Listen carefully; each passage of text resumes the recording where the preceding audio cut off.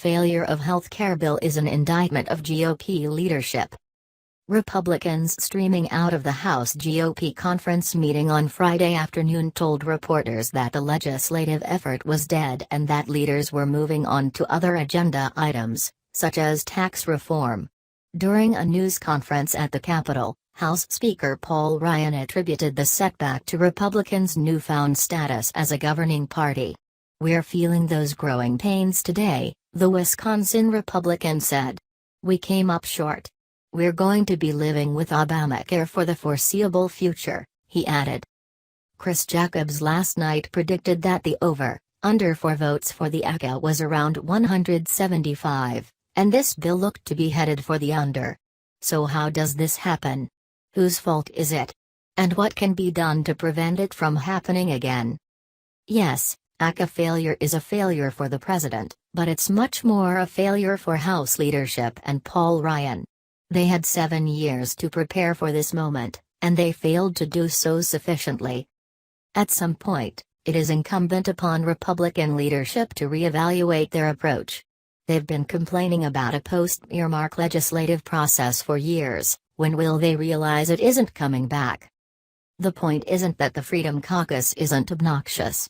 The point is that they're not going away. An economically and politically self-sustaining conservative faction in the party isn't a fad. It's the way things are now. Leadership types have bitched and moaned about this reality. K Street certainly hoped Trump's win would tame the Freedom Caucus faction or alter the incentives. But this is a wake-up call to leadership to recognize the reality they're dealing with isn't going to change anytime soon. And this didn't just fail because of the Freedom Caucus. It failed because of moderates too, and centrist-minded conservatives like Comstock and Frelinghuysen. How do you end up with, after 7 years, a bill opposed by every major conservative, elderly, and doctors groups?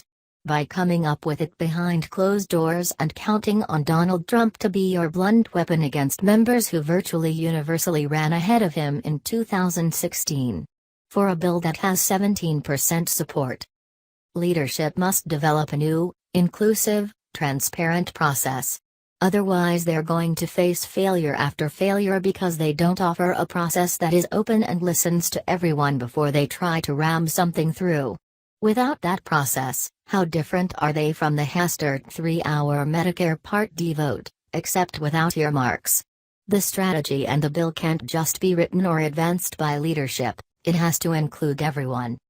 Leadership saying we could still govern if it weren't for Freedom Caucus is Sears saying our catalog would rule if it weren't for Amazon. Finally, for as much as this is a defeat for the White House, there is now a significant opening for Trump and his team to seize control of the agenda and the process going forward. This could be good or bad for conservatives, but it would definitely push the current leadership to the side. We'll have to wait and see if that happens. But perhaps that's what Steve Bannon wanted all along. Please subscribe my channel.